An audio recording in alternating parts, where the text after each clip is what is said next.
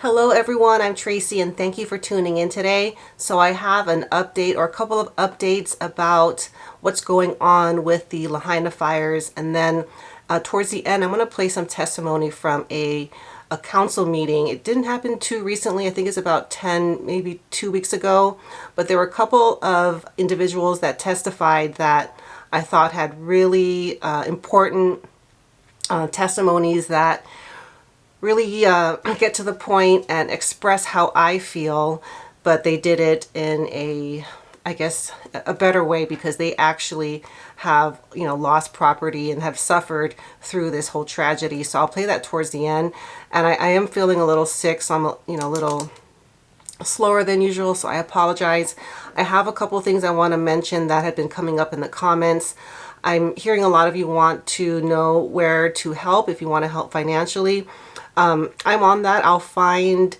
Ideally, I'd like to find an individual or a group of people who are trying to help landowners pay their property tax and mortgage so that their properties aren't reclaimed by the state. So I'm going to look into that, and once I find an appropriate place that you guys could send funds to, I'll let you guys know. That way we can cut out the middleman and make sure that the victims get 100% of your donation. So I'm on that. And okay, so the two things that have been coming out, I'll talk about the more shocking update, and that is her name is Nani Medeiros. She's the chief housing officer appointed by Governor Green, and she has resigned. So this just happened yesterday, late yesterday, and she claims it's just for personal reasons, but I saw an interview with Governor Green saying that because she was bullied, she was treated improperly, that's why she was forced to resign.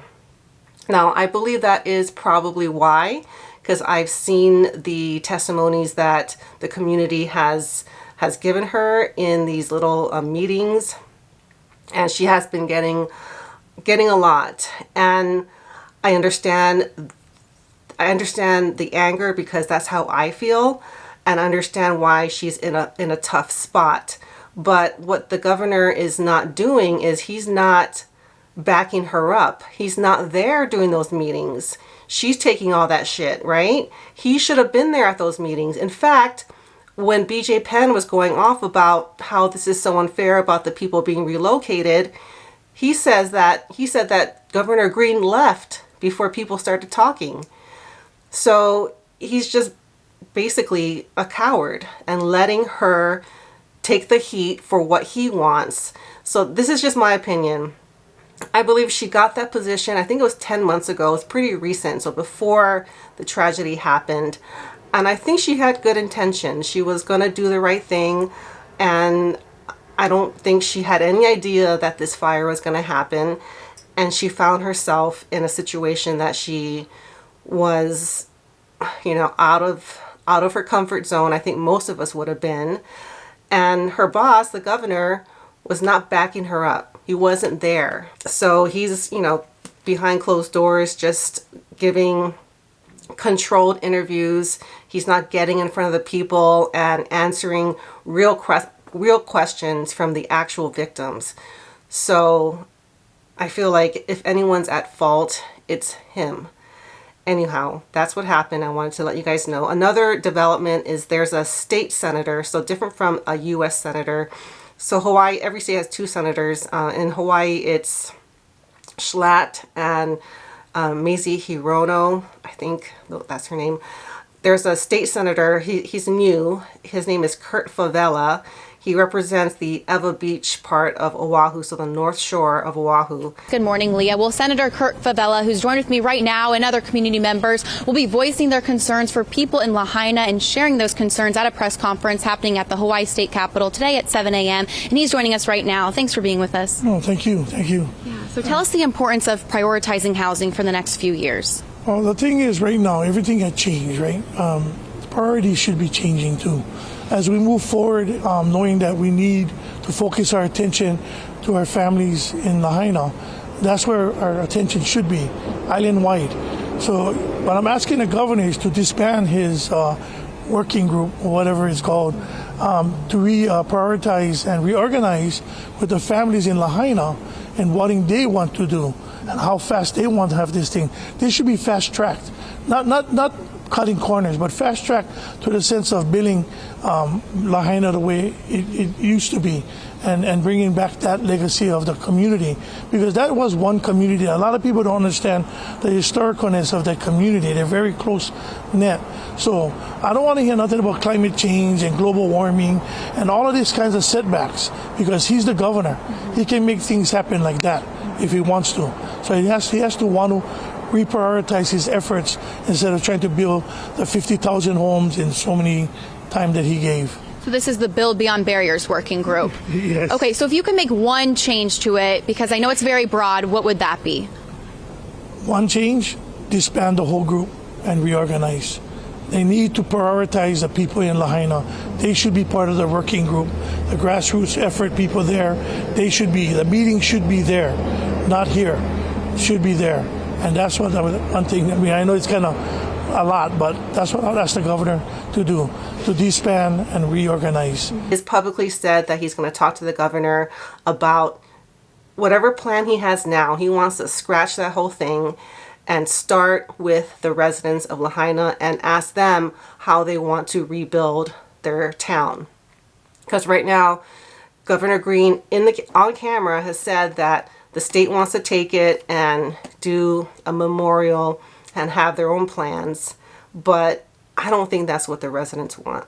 They want to bring back their town the way they want it, not put a memorial and whatever else the governor wants. So that's happening, and I hope something comes of that, but I'm not sure. All right, so there's two testimonies I'm going to be playing. One is a third grade teacher.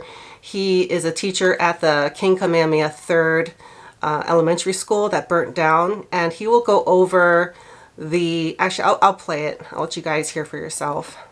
A third grade teacher from the burned down King Kamehameha III Elementary in Lahaina, and I am testifying on my concerns of the governor's emergency proclamation that happened 3 weeks prior to the fire, and how it suspended 7 state statutes, of which exonerated everything that you guys are in charge of, covers county organization administration. Chapter 46, collective bargaining was rescinded, school impact fees, collective bargaining was rescinded, and to my knowledge, this was the first emergency proclamation in the country that didn't have a preceding incident. Normally it's like a hurricane, boom, we got an emergency proclamation. But this was just, from my knowledge, was just to streamline development on Maui, and it is allocated all decision-making power to one person, the housing officer of the governor, Nani Medeiros, who's unelected, who can trump every single thing that you do and everything that you say and every item that we cover, without any input from the community, without any public discourse, without sunshine law. Okay, so there he was talking about the emergency proclamation, and then he goes into details of what that entails. And it was better for you guys to hear from him, because I feel like he has a better grasp of exactly what's going on there. And then now I'm going to play a testimony. I'm going to end here. I'm having a hard time talking without coughing. So this is a man, I couldn't get his full name, but I'm going to just refer to him as Mr. Chi. That's all I could understand. If you guys know him, please put in the comments his name. It was a Hawaiian name I couldn't quite catch. But anyhow, he is an attorney. Him and his family are native to Lahaina, and they all lost their homes in the fire.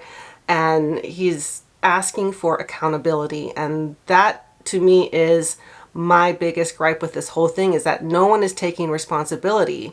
And I feel like at the least, this is negligence on the government's part. And even if you want to go further, this is a criminal act. So he goes into that. And just for those of you who are a little less familiar with the Hawaiian culture, when he talks about the farmers and he talks about kalo, that is taro, which we call here in the US, and it's like a purple, like a huge purple potato. It's what the native Hawaiians made poi out of, which is their standard starch, like how Asians have rice. The Hawaiians had poi and they made it from taro.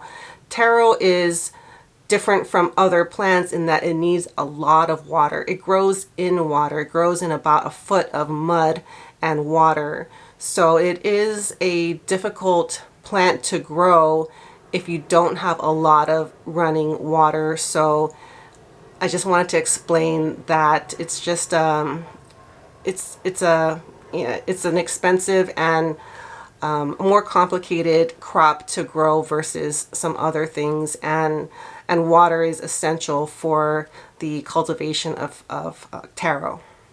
Have been set, and we're just asking why is our town burnt down? Why are our families' houses gone? And if you can explain that to us in a logical, reasonable way, we'll accept it.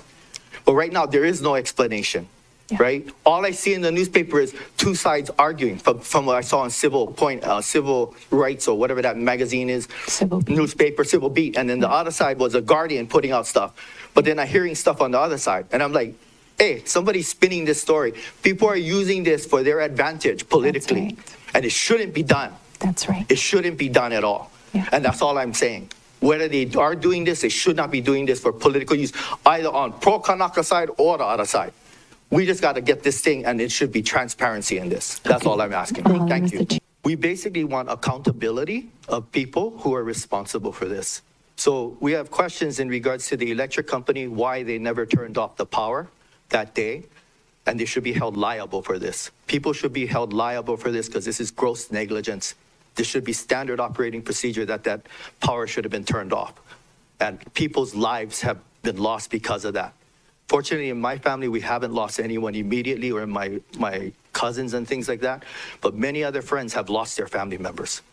And so we want accountability of people, that electric company, the police. Why did the police block people from coming and exiting? They had lines of people lined on Front Street. We heard testimony from people on top of Facebook that said, and things that said that basically the police was blocking the road over there by Chart House, and that the lines was not down from Wahikuli yet. And hundreds of people were backed up there with people in their cars, and a lot of people lost their lives, from what I understand. And why is not the police officer that was over there? He should be investigated. That wasn't the only place, Kelawea, Mauka, where Halemahaolu burnt down. I was told by people who escaped there on foot that the officer had blocked the road. People could not get out. My brother literally had to go cut the chain off of the old sugar mill camp area to let people out of the top of Kelawea, Mauka. And that's how people got out, because the roads were all blocked, because the police were blocking it. This is what I'm hearing. And we want accountability. It needs to be investigated by a third party that is not associated with the government. That is not associated. Investigators should come in and they should look at this. Right now, there's gross negligence, possibly criminal negligence on this part. We're wondering what's on those documents for FEMA, and I'm like, I don't know what's on the documents myself. And my cousins are asking me what should be signed, what shouldn't be signed. I said, I haven't seen any documents. I don't even know. And we're afraid to sign documents because right after that, the governor says, oh, I'm going to take the land, right? He's talking about the state wants to purchase all this land and come in and open it for the working class and also work for memorial and things like that. Who the hell does he think that he should get this land? This land belongs to the people already. Okay. The government is liable for this, grossly negligent, at least if not criminally negligent, right? And they should clean up all that land, restore that land to the people who own that, because they failed here. They failed. The government failed. Okay. And then the last point is this. The water and the issue with that water, why all that water wasn't coming down that mountain. From what I understand, they had to go ask the kalo farmers up the mountain about that. There's been arguments in Lahaina about water. I'm Hawaiian. I grow kalo. I agree with water being supplied for kalo and all that. But in one emergency, there's no excuse that the water didn't come down that mountain and that the sea worm held that back. And if Hawaiian families are responsible for that too, because of their pressure on the government, they should be reviewed for that action too. And they shouldn't have to say that they had to the point where it destroyed all of Lahaina. So I want to thank those that showed up to that community hearing and gave testimony. And I will update you guys once I get more information. And thank you all for all the support you guys are giving this topic and this channel.